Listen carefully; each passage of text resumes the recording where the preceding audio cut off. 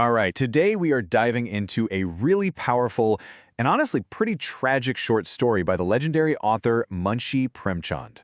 It's a story that gets right into the crushing weight of tradition and asks what the real cost of a single moral decision can be. Premchand himself kicks off the story with this absolutely devastating line.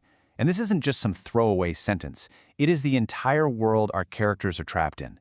It really sets the stage for a system that's so broken, it pushes good people to do the unthinkable. So at the very heart of this broken system, we meet a man named Munshi Premchand. Now he's a father, and in the society he lives in, that means he is under an immense, almost impossible pressure.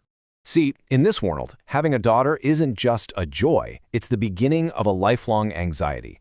The story makes it clear that from the second she's born, a clock starts ticking to arrange her marriage. It's not optional, it's not a choice, it's a compulsory duty. And that duty? Yeah, it has a serious price tag. To get his daughter a match in what's considered a good family, Gulzar needed this much, 5,000 rupees. To put that in perspective, he's a lawyer making a couple hundred a month. Saving up that kind of money was a crippling, almost impossible task. You can just feel the panic these fathers lived with. A daughter's marriage is mandatory. If you delay, you risk a misstep, which could completely destroy the family's honor. But get this, a son's marriage? The story calls that an optional subject. No pressure at all. The difference is just staggering. So, after a long, desperate search, Gulzar thinks he's finally found the perfect solution, a suitable groom. But this is right where the story takes a very sharp, very dramatic turn. So the match is made, the family is respectable, everything looks perfect on paper. But the groom, a young man named Hazari, flatly says no. He refuses, and Gulzar is just baffled. He figures, oh, it's just a young guy being difficult. Maybe he's been reading some of those modern books about staying single. He has absolutely no idea what's really going on. And then a letter arrives from Hazari. This is the moment the whole story just cracks wide open. He confesses that he is dying of tuberculosis, and for him, a man with a conscience, even the thought of marriage feels like a sin because he knows the horror it would unleash.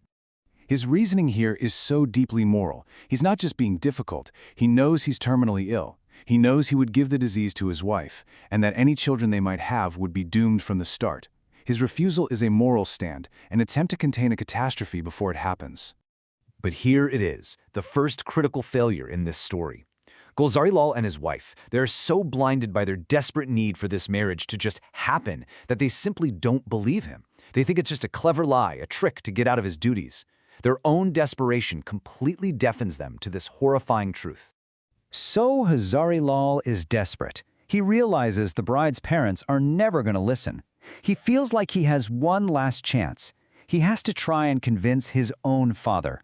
So he goes to his father, Darbari, and he lays it all out on the table. The doctor's diagnosis, his moral objections, the simple, brutal fact that he is dying. He's hoping, praying, that his own father will surely understand and help him put a stop to all of this. And his father's response is, without a doubt, one of the most bone-chilling lines in the whole story. Instead of horror, he sees an opportunity. He actually says that because Hazari is dying, marriage is even more necessary. They need an heir, a sign of him, to carry on the family name, someone to be the staff of their old age. He doesn't see a future daughter-in-law. He sees an incubator for a grandchild. It's just off. And this just creates this massive disconnect. You have Hazari on one side, facing the grim reality of a terminal illness and his moral duty to protect this innocent young woman.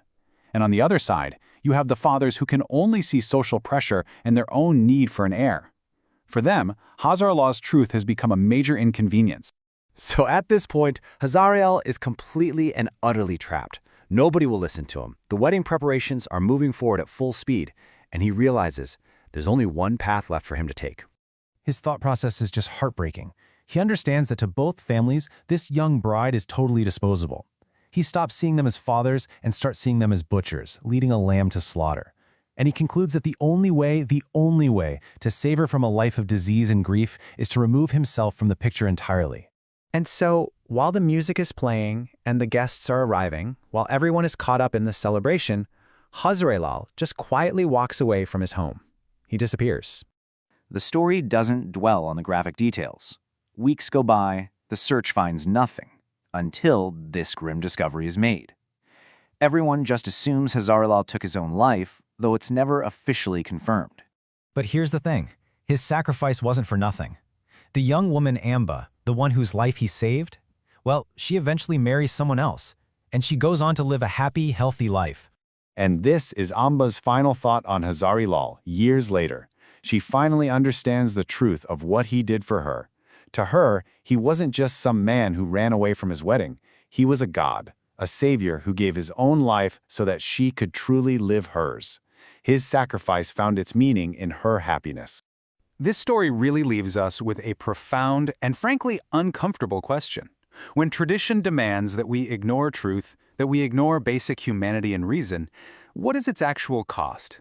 Hazarilal paid for it with his life, but the story suggests the real cost is paid by any society that values custom over conscience. If this story moved you, please do us a favor and like, share, and subscribe for more deep dives into some really powerful literature. And make sure you hit that bell icon so you never miss our next explainer. Thanks so much for joining me.